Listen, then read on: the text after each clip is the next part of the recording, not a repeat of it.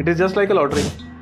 लग गई तो लॉटरी, नहीं लगी तो कुछ नहीं। सोल्यूशंस हमेशा ऑकल्ट साइंसेज के हमेशा कस्टमाइज होते हैं एज पर योर कुंडली, एज पर योर प्रॉपर्टी, उनके हिसाब से ही होते हैं। आप एक जनरल थंब रूल पे चलोगे तो कहीं ना कहीं मार खाओगे ही खाओगे, कहीं ना कहीं नुकसान होगा ही होगा। वास्तु शास्त्र है हमारे, तो इसका ओरिजिन क्या है, ये कहाँ से स्टार्ट हुआ, किस तरीके से? तो वास्तु का जो ओरिजिन है ये त्रेता युग में हुआ है शास्त्रों के अनुसार। तो यही फर्क है वैदिक वास्तु और मॉडर्न वास्तु में। एक है आपकी बॉडी की इम्यूनिटी को स्ट्रॉन्ग करना, मतलब स्ट्रक्चर को स्ट्रॉन्ग करना इज वैदिक वास्तु, और ऊपर से सफेद रंग के कपड़े पहन लिए कि भाई चलो धूप कम लगेगी, दैट इज मॉडर्न वास्तु। अब ईस्ट फेसिंग को सबसे अच्छा क्यों माना जाता है और साउथ वेस्ट को सबसे खराब क्यों माना जाता है? आप 100% किसी भी प्रॉपर्टी को या किसी भी कॉमर्शियल प्लेस को 100% प्रॉपर ठीक कर सकते हो, या इसमें हमेशा कुछ ना कुछ गुंजाइश रहती है? एब्सोल्युटली, एस्ट्रोलॉजी का भी इम्पैक्ट पड़ता है, क्योंकि एस्ट्रोलॉजी के पीछे क्या है, 9 ग्रह हैं, वास्तु के पीछे क्या है, 9 प्लैनेट्स हैं, न्यूमरोलॉजी के पीछे भी 9 प्लैनेट्स हैं। तो ये तीनों जो साइंसेस हैं एक दूसरे से कनेक्टेड हैं। नमस्कार दोस्तों, तो स्वागत है आपका एक और पॉडकास्ट में। तो आज का जो कंप्लीट पॉडकास्ट होने वाला है वो Nitin sir and Saanvi ma'am के साथ होने वाला है ऑन वास्तु। तो ये कंप्लीट पॉडकास्ट आपको वास्तु के जितने भी आपके डाउट्स हैं, जितने भी र्यूमर्स हैं, जितने भी आपके दिमाग में चलते हैं कि मेरे घर में टॉयलेट कहाँ होनी चाहिए, किचन कहाँ होनी चाहिए, रूम किस टाइप होना चाहिए, डायरेक्शंस क्या गलत है, वो इस कंप्लीट पॉडकास्ट में हम कवर करने वाले हैं। तो सिर्फ एक ये वीडियो आपके सारे डाउट्स क्लियर कर देगी, सो दैट आप ये कंप्लीट वीडियो देखना, एक भी सेकंड मिस नहीं करना है अगर आप सीरियसली अपने घर के वास्तु को सही करना चाहते हैं। तो हम स्वागत करते हैं नितिन गुप्ता जी एंड सानवी गुप्ता जी को हमारे शो में। सर ध्रुव, आज आपने हमें यहाँ बुलाया, बहुत अच्छा लग रहा है। कैसे हैं सर आप? बहुत बढ़िया। मैम आप कैसे हैं? All good, thank you. तो मैम एक शॉर्ट इंट्रोडक्शन सर आपका एंड मैम आपका हमारे व्यूअर्स के लिए, ताकि वो जान पाए आपको कि आप कब से वास्तु कंसल्टेंसी कर रहे हैं, आपने कहाँ से प्रैक्टिस करी है, सेम आपका प्लीज। तो ध्रुव, मेरा नाम नितिन गुप्ता है और मैं वास्तु कर रहा हूँ पिछले लगभग 15 साल से एज ए प्रोफेशन। और जो मेरी एक्सपर्टीज है वो मेन है वैदिक वास्तु और आर्किटेक्चरल वास्तु। आर्किटेक्चरल वास्तु अगर मैं आपको बताऊं तो कुछ ऐसे कोई खास बात नहीं है, बट क्योंकि लोगों को नहीं पता कि वास्तु शुरुआत कहाँ से होती है, इसलिए मैं आर्किटेक्चरल वास्तु बोलता हूँ। बिकॉज आर्किटेक्चरल वास्तु जैसे ही मैं बोलता हूँ तो लगता है कि हम बिल्कुल नींव से शुरुआत कर रहे हैं, जमीन से शुरुआत करते हैं, राइट। तो यही मैं अपने व्यूअर्स को बताना चाहता हूँ कि जो वास्तु है वो नींव से ही स्टार्ट हो जाता है। वो आपकी लैंड जहां पर आप जो भी अपनी प्रॉपर्टी बनाने जा रहे हैं वो वहीं से शुरुआत हो जाती है। एंड मैम आपका? नमस्कार, मेरा नाम सानवी गुप्ता है और मैं वैदिक वास्तु, साइंटिफिक वास्तु और महावास्तु आचार्य हूँ। आपने सुना है इतने सारे वास्तु के बारे में मैं मेंशन कर रही हूँ, तो पर्पस सिर्फ ये है कि इतनी सारी वास्तु की पद्धतियां हैं, तो उसमें से कौन सी पद्धति सबसे ज्यादा पावरफुल है और रियली वर्क करती है, तो इसी को जानने के लिए मैंने सारी मोडालिटीज को अच्छे से एक्सप्लोर किया और उसके बाद मैं सिर्फ एक ही कंक्लूजन पर आई हूँ कि वैदिक वास्तु का कोई तोड़ नहीं है।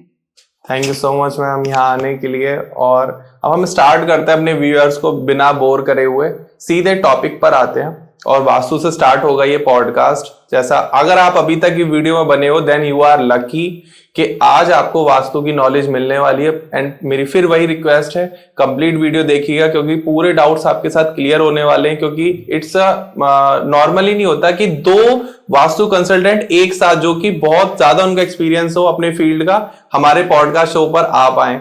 तो अगर फिर भी किसी के कोई डाउट्स रह जाते हैं तो आप प्लीज कमेंट कर सकते हैं या फिर डायरेक्ट आप कंसल्ट भी कर सकते हैं। नितिन सर, मैं आपसे पूछता हूं कि पहला मॉडर्न वास्तु और वैदिक वास्तु, इन दोनों में डिफरेंस क्या है? हाँ ध्रुव, तो मॉडर्न वास्तु और वैदिक वास्तु के अंदर फर्क सिर्फ यही है कि एक इलाज जो है वो जड़ से करता है और एक आपको डेली की एक दवाई का डोज देता है कि आप दवाई खाते रहिए तो आप ठीक रहेंगे। अच्छा, ये मेजर फर्क है।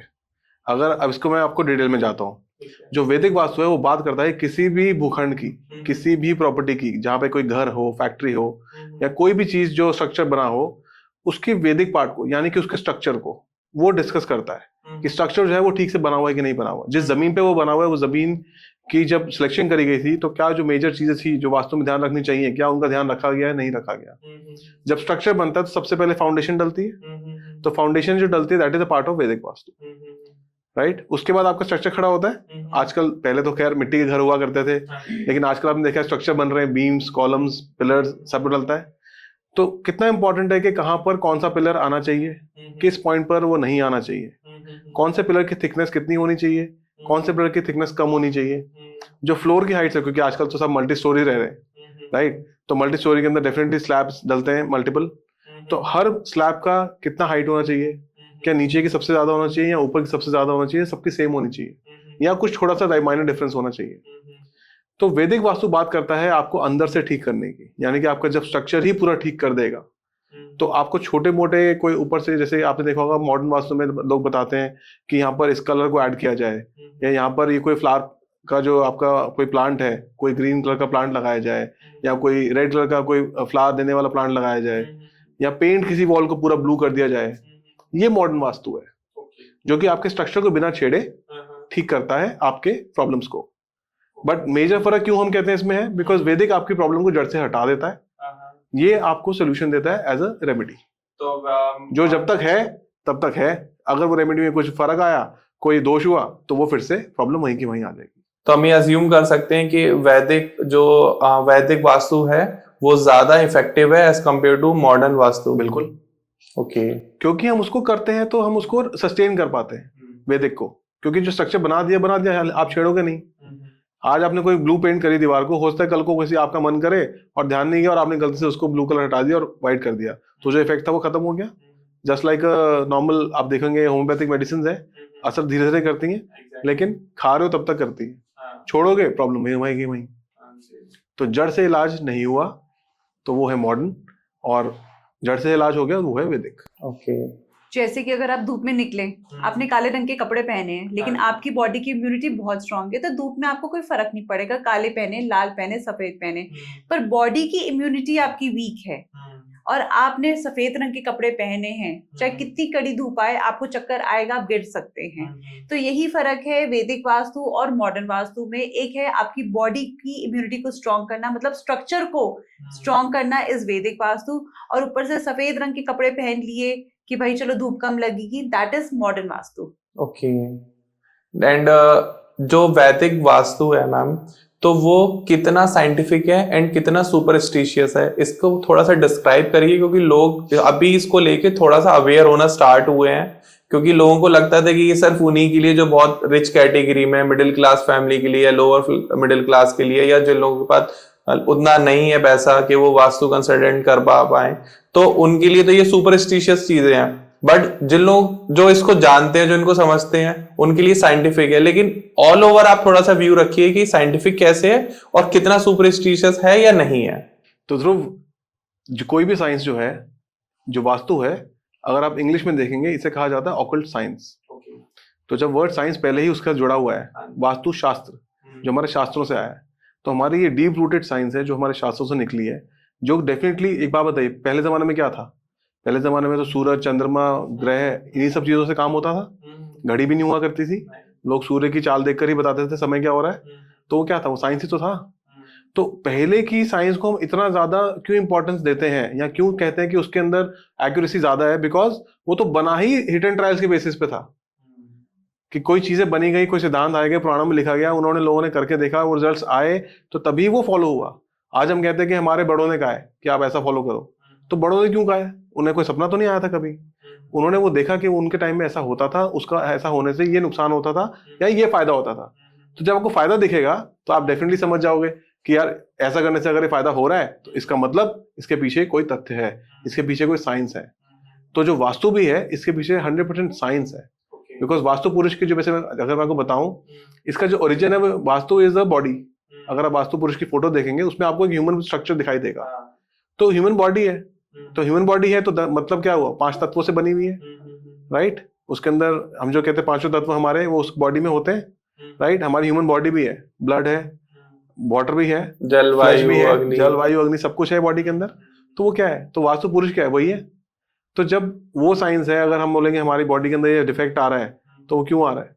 बिकॉज मे बी उस पर्टिकुलर डायरेक्शन के अंदर कोई कुछ ना कुछ फॉल्ट है, कोई ना कोई वास्तु डिफेक्ट है, तभी वो इफेक्ट करता है। तो साइंस तो ये 100% है। किसी भी चीज को जब प्रूव करने के लिए आपके पास रिजल्ट्स होते हैं, या आपके पास ये चीज होती है कि हम इसको बता सकते हैं कि ऐसा हुआ तो क्यों हुआ, तो उसे साइंस कह दिया जाता है। किसी ऐसी चीज को जिसको प्रूव करने के लिए आपके पास प्रॉपर कोई केस स्टडीज ना हो या प्रॉपर कोई एग्जाम्पल्स ना हो, तो उसको ये कहा जाता है मनगढ़ंत, सुपरस्टिशन जिसको आपने कहा। हाँ मैं सर, मेरा एक्चुअली आप ये व्यूअर्स का रहता है कि एग्जैक्टली मैं व्यूअर्स के लिए, व्यूअर्स की नॉलेज के लिए ये चीज बता रहा हूँ। तो वो सुपरस्टिशन उसी को कहा जाता है जिसके पीछे बताने के लिए कोई तथ्य ना हो। अगर तथ्य है तो फिर तो वो साइंस ही है ना। मैं बिल्कुल अभी वीडियो में मेंशन करना चाहूंगा कि मैं बहुत हार्डकोर वास्तु कंसल्टेंट को मानता हूँ, उनकी साइंस को मानता हूँ और बहुत ज्यादा स्पिरिचुअल हूँ। मैं मतलब एस्ट्रोलॉजी में बहुत ज्यादा बिलीव करता हूँ। इवन मैं कुछ भी कोई डिसीजन लेता हूँ तो वो एस्ट्रोलॉजर से कंसल्ट करके ही लेता हूँ कि क्या मैं ये करूँ या ना करूँ, क्या ये प्रोफेशन मुझे सुटेबल करेगा या नहीं करेगा, मुझे सूट भी करेगा नहीं करेगा, कहीं ऐसा तो नहीं कि मैं स्टार्ट करूँ और कुछ दिन बाद ही ड्रॉप डाउन कर दूँ। बिल्कुल। तो मैं इसको सुपरस्टिशियस नहीं मानता, लेकिन सानवी मैम क्या मानती हैं उनसे बात करते हैं। वास्तु बेसिकली एनर्जी को काफी कंसिडर करता है। फॉर एग्जाम्पल आपने जैसे ध्रुव सुना होगा कि कौन सी फेसिंग सबसे बेस्ट है, बताइए। ईस्ट। East facing. अब ईस्ट फेसिंग को सबसे अच्छा क्यों माना जाता है और साउथ वेस्ट को सबसे खराब क्यों माना जाता है? अर्थ का जो मैग्नेटिक एनर्जी फ्लो है that is from north east to south west. North east जितना हम खुला रखेंगे उतनी अच्छी एनर्जीज हमारे घर में, हमारे प्रेमाइसेस में एंटर करेंगी, और साउथ वेस्ट हम जितना क्लोज रखेंगे तो एनर्जीज हमारे घर में रिटेन रहेंगी।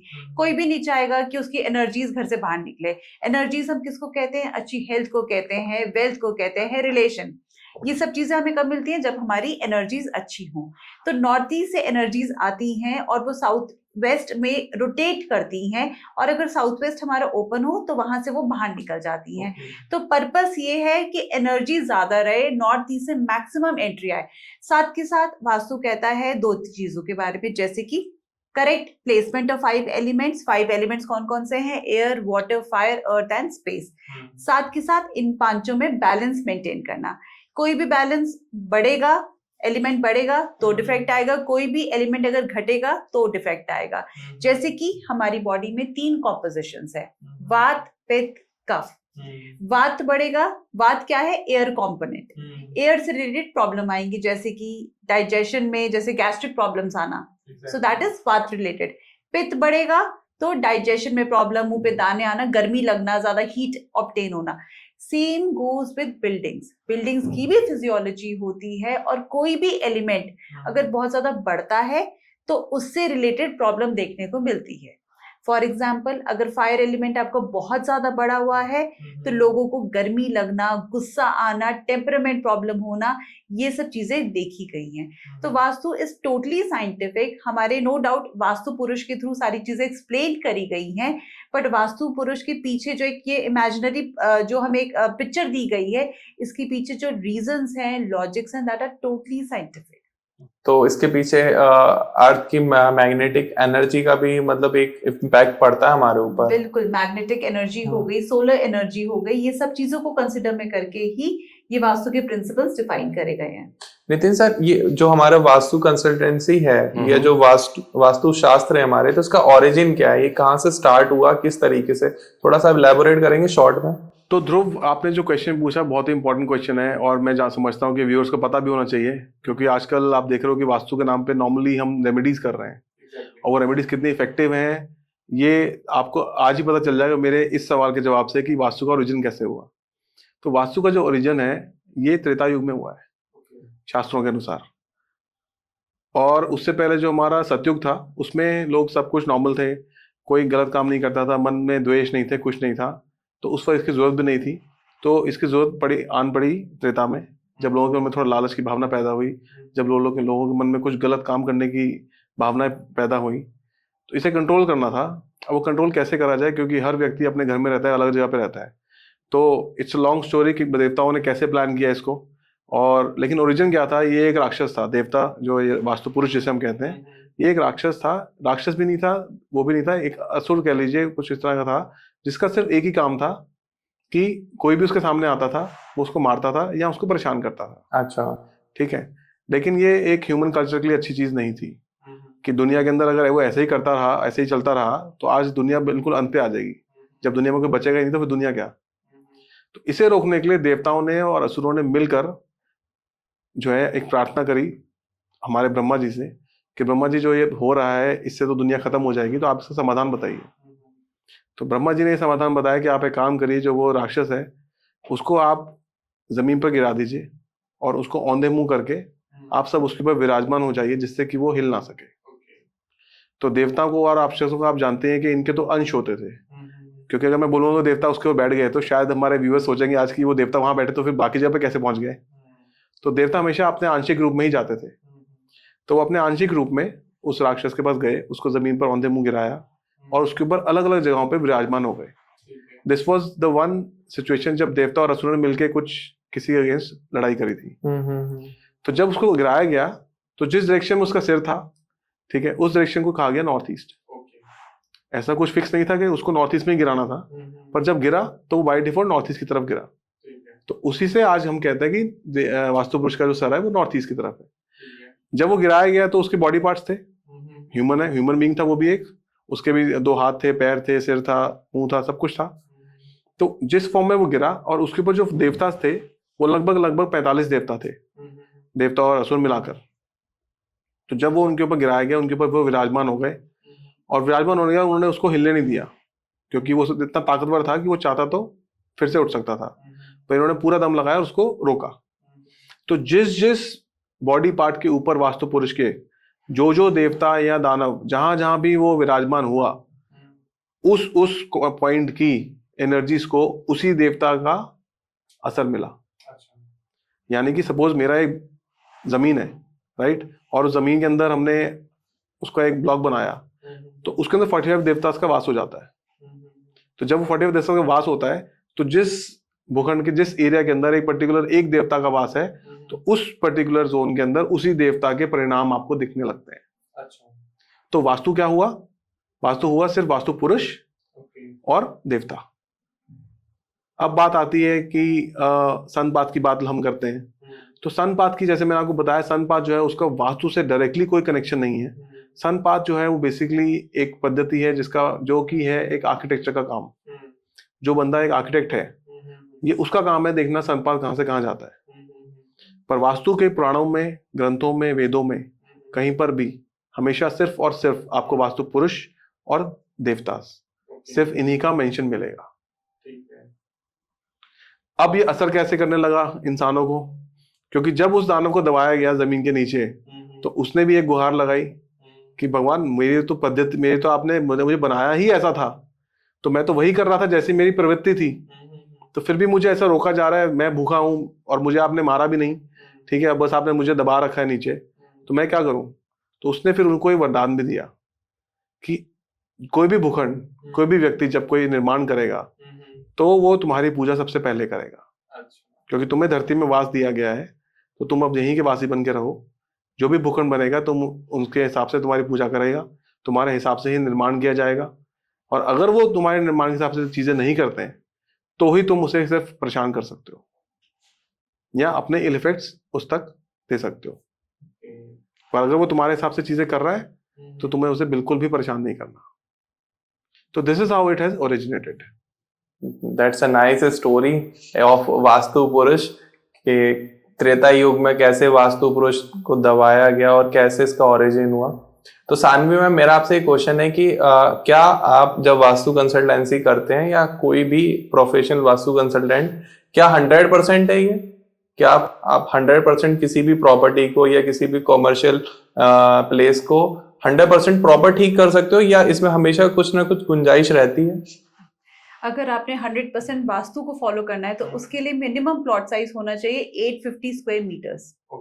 अगर इससे छोटा आपका प्लॉट है तो आप वास्तु 100% अचीव नहीं कर सकते।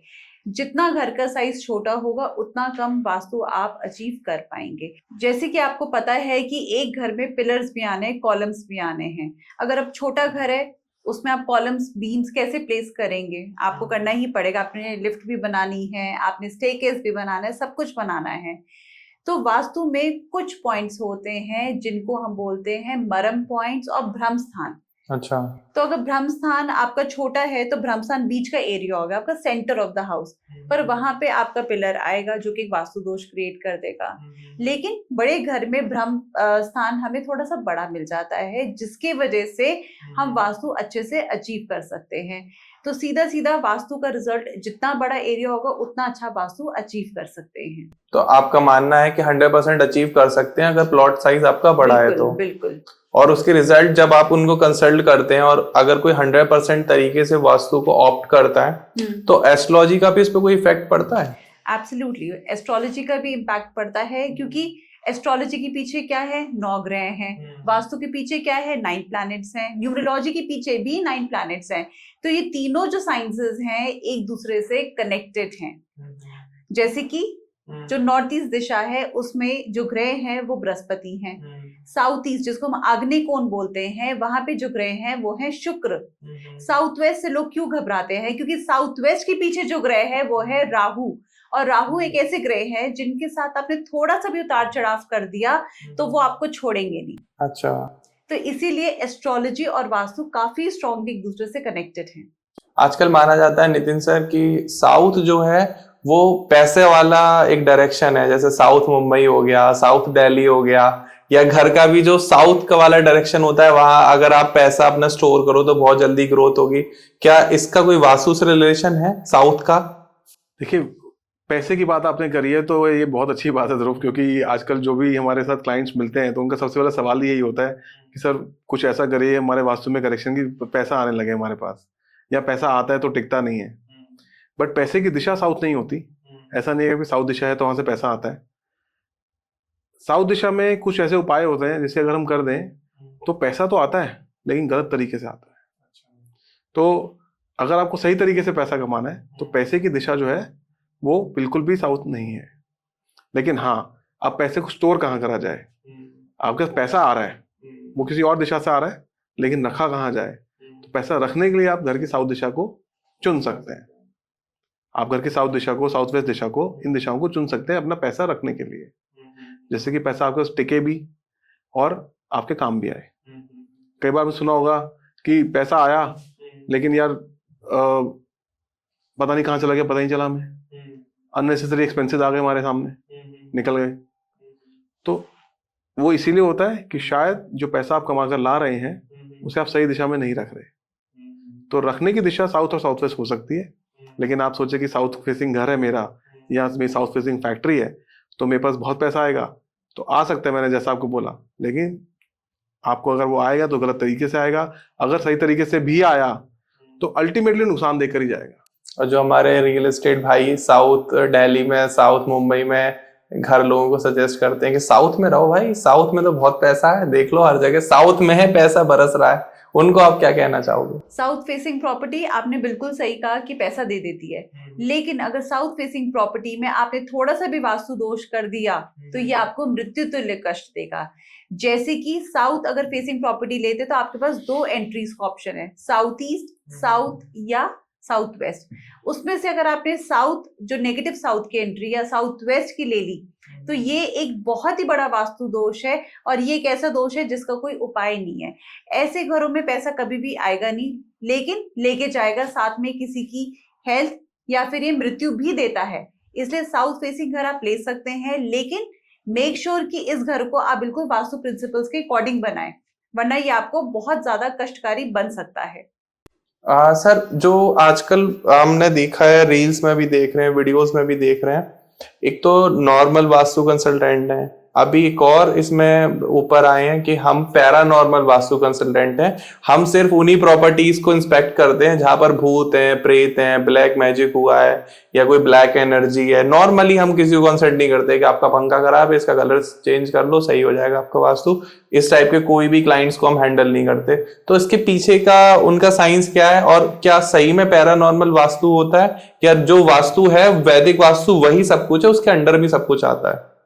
तो ध्रुव, क्या आपको पता है सबसे पहले कि कोई घर, अगर हम घर की बात करें, अगर 100% वास्तु के हिसाब से ही बना हो तो वहां पर भी पैरानॉर्मल एक्टिविटीज हो सकती है? मुझे नहीं पता सर। बिल्कुल हो सकती है। पैरानॉर्मल एक्टिविटीज का कनेक्शन होता है किसी भी अनटाइमली डेथ, के वजह से, यानी कि कोई वास्तु के हिसाब से घर बना हुआ है लेकिन किसी कारण उस घर में कोई गलत तरीके से किसी की डेथ हो गई, कुछ ऐसा अधूरा रह गया किसी इंसान का जो वो नहीं कर पाया पूरा और उसकी डेथ उस जगह पे हो गई, तो वो घर में भी पैरानॉर्मल एक्टिविटीज पाई जा सकती हैं। अब आपके मैं सवाल पर आता हूँ कि पैरानॉर्मल वास्तु एक्सपर्ट, देखिए वास्तु जो पैरानॉर्मल वास्तु एक्सपर्ट भी अगर वो अपने आप को ऐसा कह रहे हैं, दैट इज जस्ट बिकॉज कि लोग उसकी तरफ थोड़ा सा अट्रैक्ट हो या समझे कि पैरानॉर्मल क्यों हो रहा है, बट जो सॉल्यूशंस वो जाकर देंगे वो होंगे वही वास्तु के सॉल्यूशंस। तो पैरानॉर्मल एक्टिविटीज अगर किसी भी घर में हैं तो आप मुझे भी ले चलिए, अगर उसमें कोई वास्तु डिफेक्ट होगा मैं ठीक कर दूंगा, बट मैं फिर भी बीइंग अ वास्तु कंसल्टेंट ये कहता हूँ कि अगर वहां पे कोई एक्चुअल में पैरानॉर्मल एक्टिविटी है तो मेरे वास्तु ठीक करने के बाद भी नहीं जाएगी, क्योंकि वास्तु जो है वो सिर्फ साइंस है रहने वालों के घर के हिसाब से, जो रह रहा है उसके लिए। पैरानॉर्मल एक्टिविटी की जब हम बात करते हैं तो वो चली जाती है तंत्र विद्या, वहां आ जाते हैं मंत्र जाप, जहां पर आपको तंत्र और मंत्र के पावर से जो उसकी विद्या रखता है सिर्फ वही व्यक्ति वहां जाकर पैरानॉर्मल एक्टिविटीज को हटा सकता है।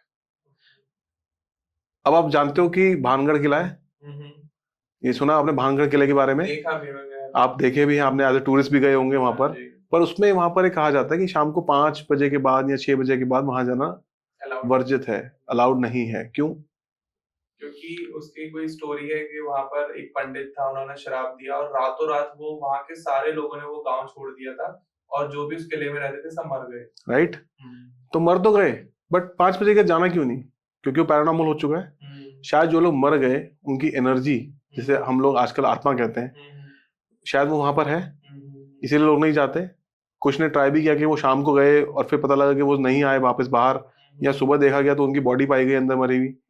राइट, तो ऐसा अगर है कि मैं एज वास्तु के ताकत से अगर पैरानॉर्मल एक्टिविटी हटा सकता हूँ, तो मैं अगर कल सुबह चला जाऊं और मैं बोलूँ कि मुझे भानगढ़ का वास्तु करना है, दिन के टाइम तो कोई कुछ नहीं कहता, कोई पैरानॉर्मल एक्टिविटी नहीं है दिन में, मैं दिन में जाकर उसका वास्तु कर देता हूँ, ठीक है, तो क्या वो कल से शापित नहीं रहेगा? क्या उसमें पैरानॉर्मल एक्टिविटी खत्म हो जाएगी?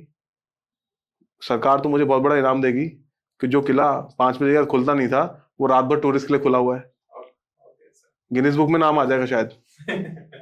तो मैं ये नहीं कहता कि पैरानॉर्मल एक्टिविटीज को ठीक नहीं किया जा सकता, पर ठीक करने की एक अलग ताकत है, वास्तु नहीं है। किसी घर में वास्तु ठीक भी होगा तो पैरानॉर्मल एक्टिविटी वहां पर भी हो सकती है। एक वास्तु से बना हुआ घर जहां पे मैं कहता हूँ 100% वास्तु भी हो, आप उसको भी 10 साल तक खाली छोड़ दीजिए तो वहां पर भी कुछ पैरानॉर्मल एक्टिविटीज आपको मिल जाएंगी। वास्तु सिर्फ ये नहीं कहता कि आपने घर बना लिया वास्तु हिसाब से सब कुछ ठीक हो गया, उसके बाद उसे मेंटेन भी करना है। नेगेटिव एनर्जीज को हटाने के लिए बोला जाता है। दीपावली पे हम कहते हैं ना कि दिवाली पे आप गंदगी हटाओ, करकट साफ करो, लक्ष्मी आएगी तभी आएगी, नहीं तो नहीं आएगी। तो वो क्या है, वो जो दिवाली पे कहा जाता है वो सिर्फ दिवाली के लिए नहीं है, वो हमेशा के लिए कहा जाता है। अगर आप नहीं करोगे तो नेगेटिव एनर्जी अपना स्थान बनाएगी वहां पे। जब नेगेटिव एनर्जी अपना स्थान बनाएगी तो वो और नेगेटिविटी को वेलकम करेगी। और जितनी भी ये पैरानॉर्मल एक्टिविटीज होती हैं, ये वो चीजें होती हैं, वो एनर्जी होती है जिसे कहीं स्थान नहीं मिल रहा होता, तो ये ढूंढती है कि हमें कहाँ जाके राहत मिले, कहाँ जाके हम भी शांति से रह सकें। तो जो खाली चीज होगी जहाँ कोई नहीं है वहां पे बहुत जल्दी घर करेंगी ऐसी चीजें। ऐसे खाली मन शैतान का घर, खाली घर शैतान का घर। एग्जैक्टली। तो 100% वास्तु वाले कंप्लाइंट चीजें भी पैरानॉर्मल हो सकती है। सानवी मैम, क्या आपके लिए, क्योंकि आप तो एक प्रोफेशनल वास्तु कंसल्टेंट हैं, वास्तु कंसल्टेंस मतलब वास्तु ही सब कुछ है, या आप मेहनत और कर्म को उससे ऊपर मानते हैं कि मैंने, जैसे मैं हूं, मेरी कोई प्रॉब्लम चल रही है, मैंने अपने घर का वास्तु करा लिया और अब मैं निश्चिंत हो जाऊं कि अब तो वास्तु हो चुका है, कंसल्टेंसी फीस दे दी, जो जो करेक्शन कराने थे वो करा लिया, अब सब कुछ ठीक हो जाएगा, लेकिन मैंने पर्सनल एफर्ट डालना बंद कर दिए, तो क्या उसके रिजल्ट आएंगे? या आप वह मेहनत को ऊपर रखते हैं कर्म को कि वो पहले है, वास्तु तो उसके बाद में आता है? ध्रुव, आपको सोने की लंका का केस पता है? सुना है मैम। सुना होगा आपने कि सोने की जो लंका थी वास्तु कंप्लाइंट थी या नहीं थी। अक्सर लोग कहते हैं कि वास्तु कंप्लाइंट नहीं थी और इसलिए वो जल गई, पर ऐसा बिल्कुल भी नहीं है। सोने की लंका को बनाया विश्वकर्मा जी ने, और ये जो हमारे रचिता हैं वास्तु के वो भी विश्वकर्मा जी हैं। तो जो चीज उन्होंने खुद बनाई है, क्या आपको लगता है वो वास्तु कंप्लाइंट नहीं बनाई होगी? सोने की लंका बिल्कुल वास्तु के प्रिंसिपल्स के अकॉर्डिंग बनी थी, पर फिर भी उसमें आग लगी। ऐसा क्यों हुआ? ऐसा हुआ रावण के कुकर्मों की वजह से। रावण एक बहुत बड़े विद्वानी थे, ब्राह्मण थे, पर उन्होंने जिंदगी में एक गलत काम कर दिया। क्या गलत काम किया? सीता जी, जो कि एक विवाहित स्त्री थी, उनका अपहरण करा, और ये रावण के ऊपर एक बहुत बड़ा कलंक बना, जो उनका ये गलत कर्म हुआ, जिसकी वजह से उनको इसका भुगतान करना पड़ा। अब आपके सवाल पे आते हैं कि वास्तु सब कुछ है। ऐसा बिल्कुल भी नहीं है। मैं आपको बिल्कुल वास्तु कंप्लाइंट हाउस बना के दे देती हूँ, क्या आप करोड़पति बन जाएंगे? I don't आप पूरा दिन आराम से बैठे हैं, सो रहे हैं, खा रहे हैं, कुछ काम नहीं कर रहे, आप बन सकते हैं कुछ? बिल्कुल भी नहीं बन सकते। क्या चाहिए उसके लिए? आपको कर्म करना पड़ेगा। तो वास्तु आपको सपोर्ट करता है, आप कर्म कर रहे हैं। कभी कभार ऐसा होता है कि मेहनत करे जा रहे हैं, पर हमें उसका रिजल्ट नहीं मिलता। बहुत बार ऐसा होता है कि काम नहीं कर रहे, फिर भी रिजल्ट मिलता है। बट एक्चुअली सक्सेसफुल लिविंग के लिए हर चीजों का कॉम्बिनेशन जरूरी है। तो आपकी जिंदगी में आपको 3 चीजें जो है सबसे ज्यादा मैटर करती हैं। वास्तु क्या है? कैसी सराउंडिंग्स में आप रह रहे हैं। आज आप एक कमरे में रह रहे हैं, बहुत क्लटर्ड है, गंदा है, सनलाइट नहीं आ रही, आपकी एनर्जी काम करने की डाउन हो जाएगी। बट एक कमरा है, साफ सुथरा है, अच्छी लाइटिंग आ रही है, अच्छी फ्रेश एयर आ रही है, आपकी एनर्जी बढ़ जाएगी। सेकेंडली, आप काम नहीं कर रहे, कुछ कर्म नहीं कर रहे, एफर्ट्स नहीं कर रहे, क्या आपको रिजल्ट मिलेगा? बिल्कुल भी नहीं। उसके बाद कर्म कर रहे हैं, फिर भी नहीं मिल रहा, कह रहे यार किस्मत साथ नहीं दे रही। वो किस्मत क्या है? वो किस्मत आपकी कुंडली है, आपकी एस्ट्रोलॉजी है। तो ये तीनों चीजें आपके साथ में चलती हैं। तो अगर 100% में से हम तीनों को भाग दें तो 33% हम दे सकते हैं। और 33% आपका वास्तु है, 33% आपकी कुंडली है, 33% आपके कर्म है। तो इन तीनों को साथ में लेके चलेंगे तो ही आप जिंदगी में आगे बढ़ सकते हैं। आप अपने वास्तु को अच्छा कर सकते हैं, कर सकते हैं। आप अपने कर्म अच्छे कर सकते हैं, बिल्कुल कर सकते हैं। क्या आप अपनी कुंडली को बिल्कुल बदल सकते हैं? नहीं बदल सकते। आपका किस घर में जन्म हो रहा है, कैसा आपका रंग रूप है, कैसी आपको स्पाउस मिलेगा, वाइफ मिलेगा, ये सब चीजें आपके हाथ में नहीं है। तो कुछ चीजें हैं कुंडली में आप कंट्रोल नहीं कर सकते, लेकिन अच्छे कर्म, मंत्र जाप, पूजा पाठ, कुछ उपाय करके आप उनको थोड़ा सा इम्प्रूव कर सकते हैं। तो लगभग 70 से 80% चीजें आपके कंट्रोल में है। तो वास्तु का रोल सिर्फ 33% आता है। हम ये नहीं बोल सकते थे कि वास्तु ठीक कर दे और करोड़पति बन जाएंगे। तो नितिन सर, जैसा सानवी मैम ने बताया कि हम वास्तु को कंट्रोल कर सकते हैं, हम अपने कर्म को कंट्रोल कर सकते हैं, वैदिक एस्ट्रोलॉजी के अकॉर्डिंग अपने ग्रहों को कंट्रोल नहीं कर सकते, लेकिन उसके भी रेमेडीज करते हैं। तो आपको ऐसा लगता है कि मॉडर्न वर्ल्ड में हम हर चीज कंट्रोल करना चाहते हैं? जैसे हम अपने बेबी के बर्थ की डेट को भी कंट्रोल करने लगे हैं, अब हम अपने थॉट्स को भी कंट्रोल करने लगे हैं। तो ये जो कंट्रोलिंग पावर धीरे धीरे हमारे पास आती जा रही है, स्लोली ग्रेजुअली। पहले हमारे पास कंट्रोल करने के लिए कुछ भी नहीं होता था, क्योंकि हमारे पास उतनी नॉलेज नहीं थी। नॉलेज गेन कर रहे हैं, कंट्रोलिंग पावर आ रही है। तो ये आने वाले टाइम में क्या हमारे लिए बेनिफिशियल है या एक शराब बन सकती है? ध्रुव, एक बात बताओ आप मुझे, आप कह रहे हो कि हम हर चीज का कंट्रोल करने लगे हैं, क्यों जरूरत आई इसकी? प्रॉब्लम्स आई तो ऑब्वियस उसके सॉल्यूशंस ढूंढे इंसान ने। आपको एक छोटे शब्दों में बताऊं, क्योंकि हम अनकंट्रोल्ड हो चुके हैं, इसीलिए अब कंट्रोल करने की जरूरत पड़ रही है। पहले जमाने में जो हमारे बड़े थे, पूर्वज थे, क्या पहले जमाने के बच्चों को बोलना पड़ता था कि आपके घर में कोई बड़ा व्यक्ति आए, पाँव छुओ? नहीं। आज बोलना पड़ता है। आज कुछ लोग प्यार से बोलते हैं अपने बच्चों को, कुछ लोग समझाकर बोलते हैं, कुछ लोग डांट भी देते हैं। पैर छुओ बड़ोगे, डांट देते हैं। क्यों करना पड़ रहा है? क्योंकि कल्चर में हमारे हम इतना अनकंट्रोल्ड हो चुके हैं कि जो हमें करना चाहिए, जो सही चीजें चलनी चाहिए थी, हम नहीं कर रहे। पहले हम गलत रास्ते पर जाते हैं, पहले हम अपना खान पान गलत कर रहे हैं आजकल, फिर हम भागते डॉक्टर के पास, फिर हम जाते डाइटिशियन के पास कि अब मुझे ये प्रॉब्लम हो गई, अब कुछ इसका इलाज करो। पर शायद अगर आप बचपन से ही ऐसे होते, आपको पता होता कि बैलेंस क्या होता है, लाइफ का बैलेंस क्या होता है, तो शायद आप हम उस गलत जगह पर जाते ही नहीं। Perfect answer. तो कंट्रोल हम नहीं कर रहे, ऐसा नहीं कि हम चीजों को कंट्रोल कर रहे हैं। पहले वो हमारे गुणों में ही शामिल हो जाता था, आजकल बताना पड़ता है क्योंकि वो चीजें फॉलो नहीं कर पाते। अच्छा, इसके पीछे का और कारण बताऊं आपको। पहले हम बड़ों की बात बहुत जल्दी मान लेते थे, आजकल बच्चों की एजुकेशन की वजह से जो थोड़ा सा वेस्टर्न एजुकेशन आ रहा है, बच्चे भी इस तरफ जा रहे हैं कि मुझे रीजन दो, मैं ऐसा क्यों करूं, मैं तो नहीं करता। अब कमी कहाँ है, वो गैप कहाँ पे है? गैप यहाँ पर है कि जो आज की जनरेशन है और जो उनके पेरेंट्स हैं, वो उनको बता तो रहे हैं कि ऐसा करो, पर क्योंकि उनके पेरेंट्स ने कभी अपने पेरेंट्स को क्वेश्चन नहीं किया था, तो इसलिए उनको रीजनिंग नहीं पता। तो आज वो अपने बच्चों को कंट्रोल तो करते हैं, बट रीजन नहीं दे पाते, तो बच्चे आउट ऑफ कंट्रोल हो जाते हैं। वो कहते हैं पापा आपको पता ही नहीं है, मम्मी आपको पता ही नहीं है कि आप मुझे जो बोल रहे हो क्यों बोल रहे हो, तो इसलिए मैं क्यों मानूं। देन रिजल्ट नेगेटिव आते हैं, फिर वो कंट्रोल करते हैं। तो या तो हम अपने बच्चों को बचपन से ही वो पद्धति देते हैं कि पिताजी ने कुछ बोला, मम्मी ने कुछ बोला तो मान जाओ, लेकिन हमने नहीं सीखा। हम उनको खुद ही कह रहे बेटा एजुकेट हो, साइंस पढ़ो, रीजनिंग जानो। तो अब वो रीजनिंग पूछ रहे हैं, तो कमी हमारे एंड पे, हम उन्हें जवाब नहीं दे पा रहे। अगर हम उन्हें जवाब दें तो मैं कहता हूँ आज एक भी बच्चा ऐसा नहीं है जो अपने माँ बाप को क्रॉस करे या उनकी बात ना माने। सही बात है। तो हम तो बैक टू बेसिक्स जा रहे हैं। जो इतना पोल्यूशन हमने दुनिया में फैलाया है, अब हम पेड़ प्लांटेशन ड्राइव, आजकल लोग प्लांटेशन ड्राइव, ये क्या होता है? प्लांटेशन ड्राइव इसलिए चल रही है क्योंकि कटिंग ड्राइव शुरू कर रखी थी आप लोगों ने, पेड़ कटे जा रहे दुनिया के अंदर, तो इसीलिए प्लांटेशन ड्राइव्स। पहले तो नहीं सुना था plantation drive. Similarly with vastu, अब लोग सोच रहे हैं कि हम कंट्रोल करेंगे इसको, पहले ही कर लेते वैसा।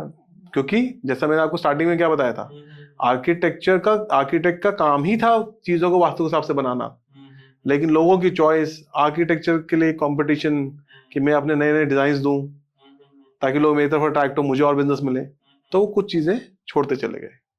सानवी, हम आजकल आपने देखा है कि रील्स वायरल्स होती हैं, बहुत सारे वास्तु कंसल्टेंट हैं, रील्स में बता देते हैं कि अपनी डायरेक्शन में ये रख लो तो ऐसा हो जाएगा, रात को सोते टाइम सर पे पानी रख लो, उसमें एक नींबू डाल दो, कोई कहता है कि कोई ये वाले लाल कपड़ा उठा के नॉट बांध दो गेट पर, ऐसा हो जाएगा।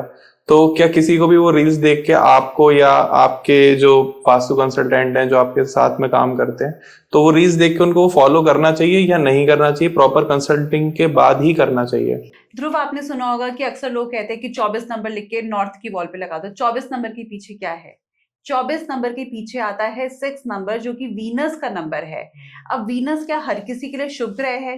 कहा जाता है वीनस आपको धन देता है, लक्ष्मी देता है, वैभव देता है, पर हर कुंडली के लिए वीनस अच्छा नहीं है, हर किसी को नहीं देता। क्योंकि कुछ कुंडली में अष्टमेश होता है, षष्टेश होता है।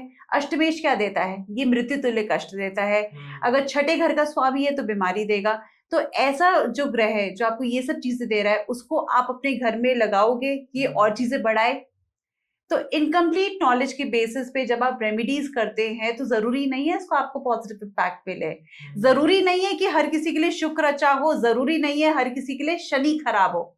शनि से लोग क्यों घबराते हैं? क्योंकि शनि क्या है? कर्मदाता है। जैसा कर्म करोगे वैसा रिजल्ट देंगे। आज के टाइम में लोगों को क्या चाहिए? शॉर्टकट में कर्म करो, उल्टे सीधे कर्म करो, बस पैसा कमाना है। अब शनि क्या करेंगे? आपने पैसा कमाया, गलत तरीके से कमाया तो आपको दंड देंगे। क्यों लॉयर सारे जो आप देखिएगा जज हैं, लॉयर्स हैं, काले रंग के कपड़े पहनते हैं? काला रंग रिप्रेजेंट करता है शनि ग्रह को। जज क्या देता है? दंड देता है अगर आप गलत काम करेंगे। तो यही शनि ग्रह करता है, आप गलत काम करोगे। लेकिन कुछ कुंडली में शनि का प्लेसमेंट बहुत स्ट्रांग होता है, तभी लोग नीलम पहनते हैं और शनि आपको रंग से राजा बना देता है। लेकिन हर किसी के लिए शुभ ग्रह शुक्र अच्छा नहीं है। तो उपाय को बहुत सोच समझ के करिए। हर कुंडली के हिसाब से भगवान ने कुछ ग्रह बना रखे हैं जो बहुत कुछ आपको देंगे, और कुछ ग्रह हैं जो कि आपसे बहुत कुछ लेंगे। तो आप 6 नंबर लगा रहे हैं, लाल रंग का कपड़ा पहन रहे हैं, जो भी कर रहे हैं, किसी अच्छे लर्नेड पीपल से पहले प्रॉपर एडवाइस लीजिए। सिर्फ रील्स के बेसिस पे आप जो रेमेडीज करते हैं बिल्कुल मत करिए। हाँ, कुछ उपाय है जैसे आप कर सकते हैं, फॉर एग्जाम्पल नमक का पोछा लगाना या फिर धूप बत्ती करना। इससे क्या है कि आपके घर की नेगेटिव एनर्जी सारी बाहर जाती हैं, पॉजिटिव एनर्जीज घर के अंदर आती हैं। पर लेकिन जो ये उपाय हैं, 6 नंबर लिखना, लाल रंग का कपड़ा पहनना, ये सब चीजें करना है सोच समझ के करिए, क्योंकि पॉजिटिव इफेक्ट ना आकर इसके साथ नेगेटिव इफेक्ट भी आ सकता है। Thank you so much ma'am, बताने के लिए व्यूअर्स को जो रील्स देख के कोई भी उपाय करना स्टार्ट कर देते हैं। मतलब वो प्रॉब्लम के पीछे नहीं जाते कि प्रॉब्लम क्या, उनको बस कि ये उपाय कर लिया और फिर वो 2-3 दिन देखते हैं उस उपाय को करके और इम्पैक्ट नहीं आता, फिर उसी एस्ट्रोलॉजर को कमेंट में सुना देते हैं कि मैंने ये सब करके देख लिया लेकिन फिर भी पैसा नहीं आ रहा, क्या करूं अब मैं।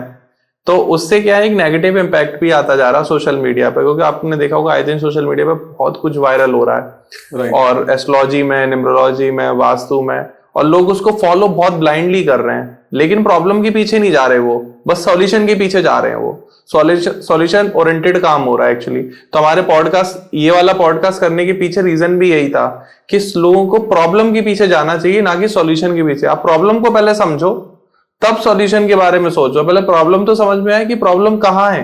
बिल्कुल ध्रुव, जो अभी आपने एक बात बोली ना, रील्स वाली फॉलो करने वाली, यही सबसे बड़ी प्रॉब्लम है कि आप एक रील फॉलो कर रहे हो, वो सोल्यूशन आपके लिए बना नहीं है कस्टमाइज। अभी एक बात आपने और बोली, कमेंट्स करते हैं बाद में लोग के सोल्यूशन करवाया था हमने तो किया, हमें तो कुछ फर्क नहीं पड़ा। नहीं पड़ेगा। जो भी लोग कस्टमाइज सॉल्यूशंस करवाते हैं, किसी एक्सपर्ट के पास जाकर एडवाइस लेते हैं, उनके कमेंट सेक्शन में आप कभी भी देखो, आपको ऐसे कमेंट्स नहीं मिलेंगे। कोई मिलेगा तो 100 में 1। लेकिन जो जनरल चीजें फॉलो कर रहे हैं वो तो कमेंट करेंगे ही, क्योंकि उनको रिजल्ट आएगा ही नहीं। क्योंकि जो रिजल्ट या जो रेमेडी दी गई है, पहली बार वो फ्री में दी गई है, और फ्री में वो रेमेडी क्यों देगा हर किसी के लिए, कोई भी।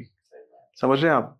तो जो फ्री में दी गई रेमेडी है उसके तो कमेंट्स आएंगे ही, क्योंकि वो तो सबके लिए है ही नहीं, किसी के लिए है। It is just like a lottery. लग गई तो लॉटरी, नहीं लगी तो कुछ नहीं। ये कारण है। सॉल्यूशंस हमेशा ऑकल्ट साइंसेस के हमेशा कस्टमाइज होते हैं, एज पर योर कुंडली, एज पर योर प्रॉपर्टी, उनके हिसाब से ही होते हैं। आप एक जनरल थंब रूल पे चलोगे तो कहीं ना कहीं मार खाओगे ही खाओगे, कहीं ना कहीं नुकसान होगा ही होगा। तो नितिन सर, अगला मेरा क्वेश्चन ये है, बहुत ही खास क्वेश्चन है आपको, आपके लिए और मैम के लिए।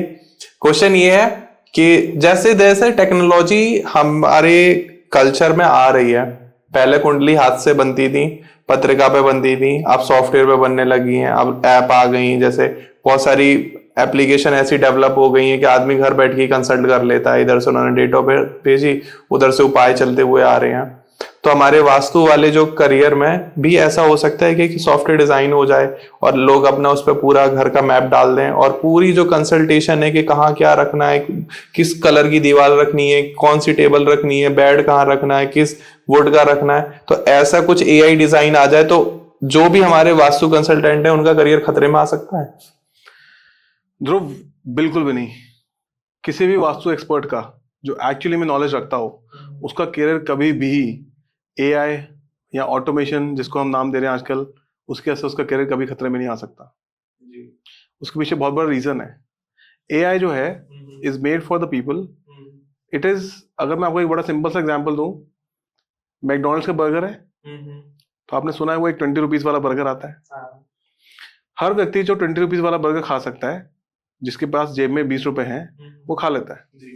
लेकिन जब वो देखता जाकर के, यार वो वाला नहीं मैं खा पाया, मैं वो वाला नहीं खा पाया, यार ये बंदा ये वाला कैसे खा रहा है, वो कैसे खा रहा है? क्योंकि उसके पास पैसे ज्यादा थे, उसने बेटर चीज ली।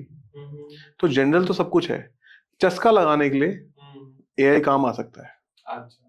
कि हमने छोटा छोटा उपाय दे दिया, लोगों ने किया, लोगों का कुछ भरोसा बना, ठीक है। जिसे पता ही नहीं है, जो बिलीव भी नहीं करता, वो सोचता है कि जब मुझे एआई के थ्रू मिल रहा है, बहुत कम पैसों में मिल रहा है, तो मैं ट्राई तो करूं। तो ट्राई करने के लिए बहुत अच्छा है। लेकिन अगर आप सोचो कि आप वो ट्राई कर कर आप भी अंबानी बन जाओगे, या आप भी बड़े बिजनेसमैन बन जाओगे, या आप भी बहुत अच्छे प्रोफेशनल बन जाओगे, तो वो बहुत बड़ी गलती में है। जितने बड़े प्रोफेशनल्स हैं, जितने बड़े बिजनेसमैन हैं, क्या आपको लगता है वो कभी एआई पे जाके अपनी डालकर अपना रिजल्ट लेंगे अपने घर के लिए? ऑब्वियस है, एआई उन्हें नहीं बनाया है हमारे कभी भी लिए। नहीं लेंगे। बिल्कुल सही है। और एआई के अंदर बड़ी सिंपल चीज है। अब इसको मैं आपको वास्तु से और रिलेट करता हूँ। आपको वास्तु के हिसाब से घर बनाना है, आप एआई में गए, आपने अपनी डिटेल्स डाली, और एआई क्या करेगा, एक बेसिक थंब रूल के हिसाब से आपको अपना मैप या लेआउट जिसे हम कहते हैं, वो आपके घर का बनाकर दे देगा। पर क्या आपने घर में आप अकेले रहते हो? आपके साथ फैमिली होगी कोई ना कोई, छोटी भी होगी, न्यूक्लियर, तो वाइफ तो होगी, बच्चे होंगे। क्या वाइफ, ओनर तो आप हो, आपने अपने हिसाब से बनवा लिया लेआउट, क्या वो लेआउट वाइफ को सूट कर रहा है? क्या आपके बच्चे को, जिसको फॉरेन में जाना था पढ़ाई करने के लिए, ठीक है, क्या वो जाएगा? जनरल तो थंब रूल ये कहता है वास्तु का कि घर के सब लोग खुश रहें, समृद्ध रहें और घर में रहें। लेकिन आपका चाहते थे कि आपका बेटा फॉरेन जाए, और उस हिसाब से जो बेसिक हमारा वो था एआई जिसे आप कह रहे हो, तो उसने तो घर का रूम ऐसी जगह पे दे दिया जहां पर आपका बेटा जो घर में रहेगा, आपके साथ आपका आज्ञाकारी बन के रहेगा, और घर का ही काम बढ़ाएगा, और बाहर जाएगा तो नहीं जा पाएगा। लेकिन आपका पर्पस ही अलग था, आपको तो भेजना था बाहर। तो एआई कैसे वो चीज करेगा? सही बात है।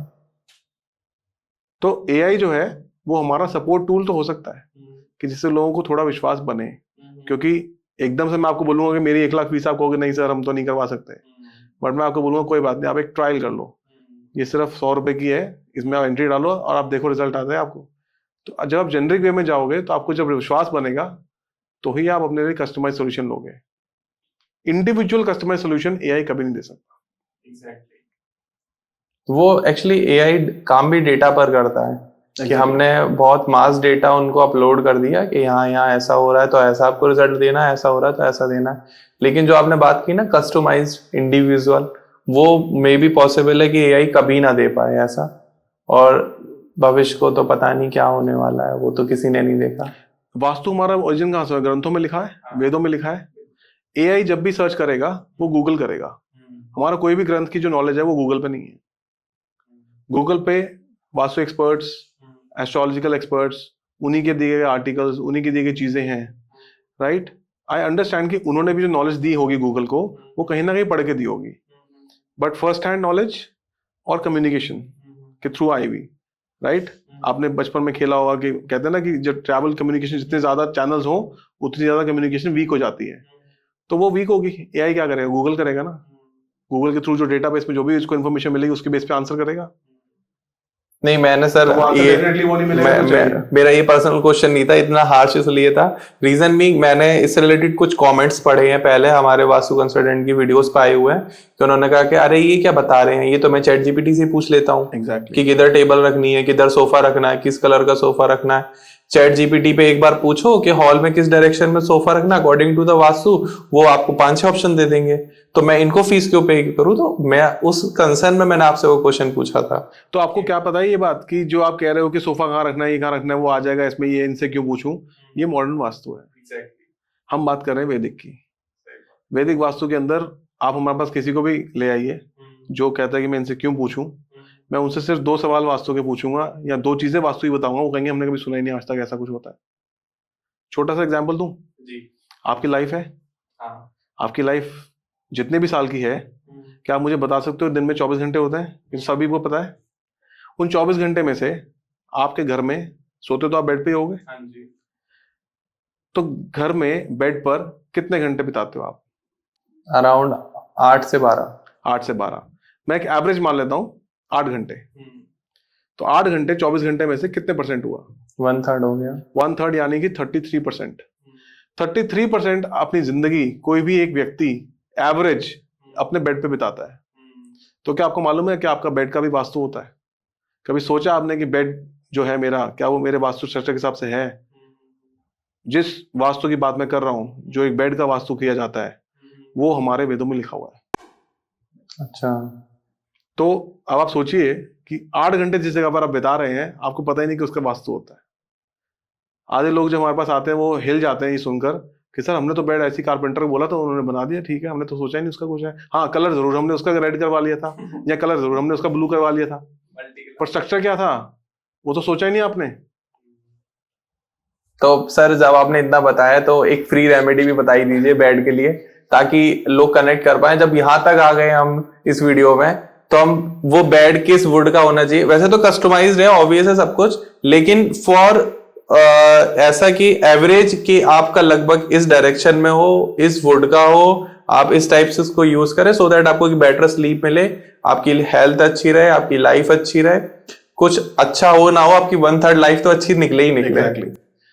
तो मैं आपको एक दो छोटे छोटे उपाय बता देता हूँ। उपाय क्या है? वो बेसिकली उपाय कुछ नहीं है, वो एक्चुअली में वैदिक ही है, क्योंकि मैं कुछ तोड़फोड़ने के लिए नहीं कहूंगा। जो जिस बेड पे आप सोते हैं आपको कुछ नहीं करना है। 2 चीजों का मेन ध्यान रखें। बेड की जो बैक होती है, बेड की बैक के पीछे थोड़ा स्पेस खाली होना चाहिए जिससे एयर पास हो सके। आजकल आपने मॉडर्न में देखा होगा लोग बस मॉडर्न में डिजाइन की तरफ जा रहे हैं। बेड बैक नाम की चीज ही नहीं होती। जो बेड की बैक होती है वो पूरी वॉल पे चिपकी हुई होती है, पूरा वॉल पैनल होता है, और नीचे का जो बेड पार्ट होता है वो वॉल के साथ अटैच कर देते हैं, बट ये गलत है। आपकी बेड बैक जो है वो एकदम सॉलिड होनी चाहिए और उसके पीछे एयर सर्कुलेशन होना चाहिए। हमेशा ध्यान रखिए। आज भी आप घर जाकर देखिए, अगर बेड आपका थोड़ा सा ज्यादा दीवार से एकदम चिपका हुआ है, थोड़ा गैप दे दीजिए, 2 इंच का ही दीजिए, 3 इंच का ही दीजिए, थोड़ा सा गैप दीजिए। वो वॉल भी ऊपर तक है लेकिन, and then you will see the change.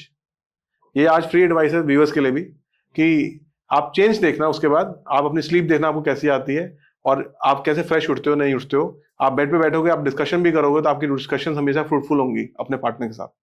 Thank you so much sir हमारे व्यूअर्स के लिए कि आपने बेड की एक रेमेडी बताई, क्योंकि 1/3 लाइफ ऑब्वियस है हर कोई अपने बेड पर निकालता है, तो बेड के पीछे एयर होना इंपॉर्टेंट है। तो शायद पहले तो रहता था ऐसे ही बेड बनाए जाते, हमेशा ऐसा होता था। पहले तो बेड ऐसा होता था कि रूम के सेंटर में हुआ करता था। आप कभी भी देख लो पुराने किलों में, बड़े बड़े जो महल हुआ करते थे, जितने भी रूम्स हुआ करते थे, beds used to be in the centre और towards the southern part of the room, but उनके पीछे स्पेस होती थी। और बेड के नीचे आजकल एक और चीज हो गई है, स्टोरेज। यू नो, सब लोग वर्टिकली बढ़ रहे हैं, जंगल पूरा वर्टिकली ग्रो कर रहा है हमारा कंक्रीट जंगल, तो स्पेस की लिमिटेशन है, तो लोग बेड्स के अंदर भी स्पेस के लिए कुछ ना कुछ बंक बना लेते हैं, सामान रख लेते हैं। होना नहीं चाहिए बेड बंक्स। अगर किसी वजह से है, जिसके घर में है, अब वो कहेंगे देखो अभी तो कह रहे थे तोड़फोड़ नहीं होगी, लेकिन तोड़फोड़ वाली बात बता दी। बट नहीं, आपको सिंपल एक चीज करनी है, उन बेड बंक्स के अंदर अगर आपका कोई इलेक्ट्रॉनिक सामान है वो मत रखिए, एनी यूजलेस सामान वो मत रखिए। अगर आपको है ऑलरेडी बना हुआ है स्टोरेज और आपको यूज करना है, आप उसके अंदर नॉर्मल रूटीन के अपने कोई कपड़े, कोई क्विल्ट्स, कोई ऐसी चीज रख लीजिए, कपड़ा जो कि किसी भी तरह से पॉजिटिव नेगेटिव एनर्जीज को कैरी नहीं करता, ऐसी चीजें आप उसमें स्टोर कर लीजिए।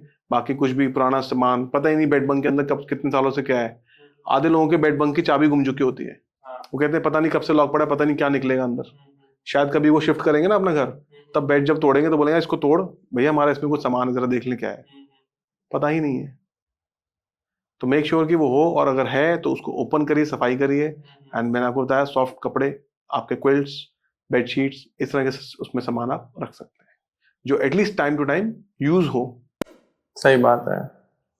तो आज से शुरुआत हो चुकी है वास्तु की। आज हमने कवर किया sir how we started and अभी हम क्या क्या कर रहे हैं और क्या क्या वास्तु एक्चुअल होता क्या है, वास्तु पुरुष की स्टोरी क्या है, साइंस क्या है इसके पीछे की। तो अब हम स्टार्ट करेंगे नेक्स्ट वीडियोस में, जो हम आगे सीरीज प्लान कर रहे हैं कि बेडरूम की वास्तु किस तरीके से करनी है, किचन की वास्तु किस तरीके से करनी है, कंप्लीट एक कॉमर्शियल प्लेस की वास्तु किस तरीके से करनी है। और होप सो जब हम आपको दोबारा एक्सपेक्ट करेंगे, यहाँ आप कुछ डायग्राम्स वगैरह भी लेके आ पाए, सो दैट आप लोगों को दिखाएं कि ये इस तरीके से डिजाइन होता है, क्योंकि अभी बहुत ज्यादा अवेयरनेस आना बाकी है through the digital media, obvious है। एंड अगर आपको ये वीडियो पसंद आई हो तो प्लीज वीडियो को लाइक करिएगा। कोई भी क्वेश्चन सानवी मैम से या नितिन सर से आपको करना है तो आप कमेंट सेक्शन में पूछ सकते हैं। बाकी मैम की कांटेक्ट डिटेल्स आपको डिस्क्रिप्शन में, सर की कांटेक्ट डिटेल आपको डिस्क्रिप्शन में मिल जाएंगी। स्क्रीन पर भी नंबर आ रहा होगा, आप यहां से भी डायरेक्ट कांटेक्ट कर सकते हैं। और हमारे सपोर्ट के लिए चैनल को सब्सक्राइब कर दीजिएगा। बाकी मिलते हैं अगले वीडियो में, तब तक के लिए Radhe Radhe. Thank you so much Nitin sir, thank you Saanvi ma'am. मिलते हैं अगले पॉडकास्ट में। Thank you Dhruv, thank you everyone.